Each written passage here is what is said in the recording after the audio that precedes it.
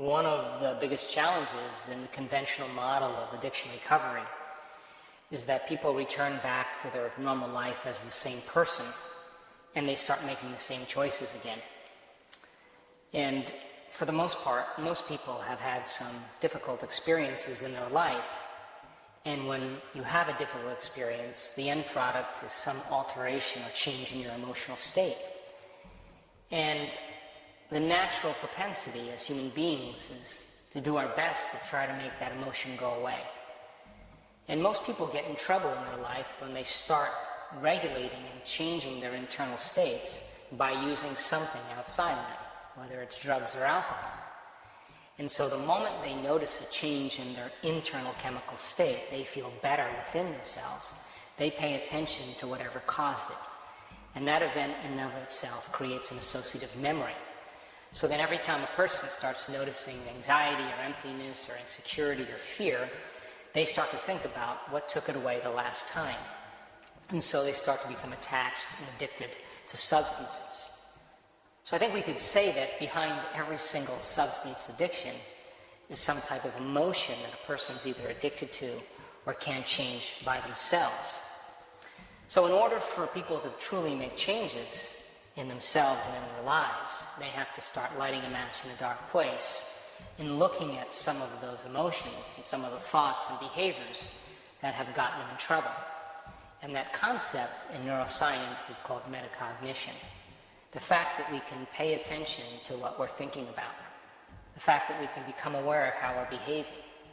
And we can look at the emotions and notice how we're feeling means we can modify our states of being to do a better job in life.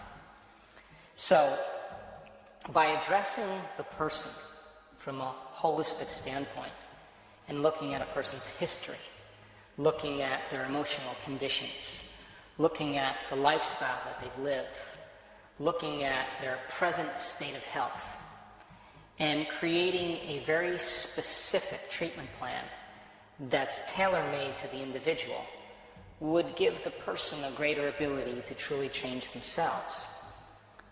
One of the reasons the sanctuary is a standalone facility is it combines both conventional and unconventional methods to treat the person in mind, body, and soul. Let's face it, conventional methods and treatment programs around the world don't really work that well. The research shows that 8 out of 10 people that go to one of these facilities, they typically reuse again, because when they return back to the same conditions in their environment and haven't really looked at the inner self, they go unconscious again and make the same choices. But if you get a group of people that all have some type of substance condition, and you cause them to retreat from their life, you ask them to separate themselves from the people they know and the places that they typically go and the things that they usually do at the exact same time, and begin to go through a process of self-discovery to truly look at who they've been, and give them the proper science and information to point the finger at transformation and possibility.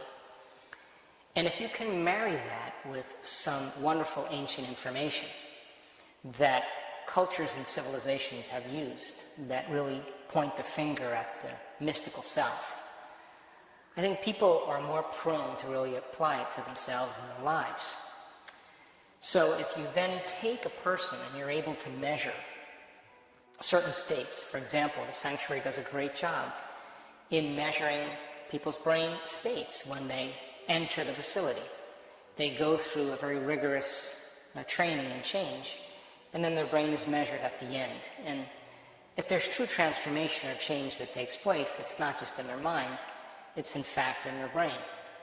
If they're able to regulate their autonomic response to stress and be able to shorten their stress response to their emotional reactions and regulate their internal states, and they're wearing an HRV monitor and they can monitor when they're in balance and when they're out of balance, if they keep practicing, it'll become a skill.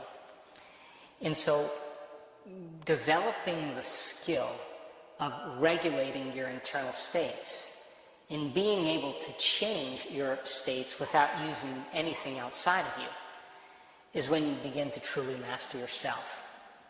So the conditions and the environment for the sanctuary is in a beautiful place in nature where people really have an opportunity to go within, and I think really have an opportunity to learn vital information about themselves.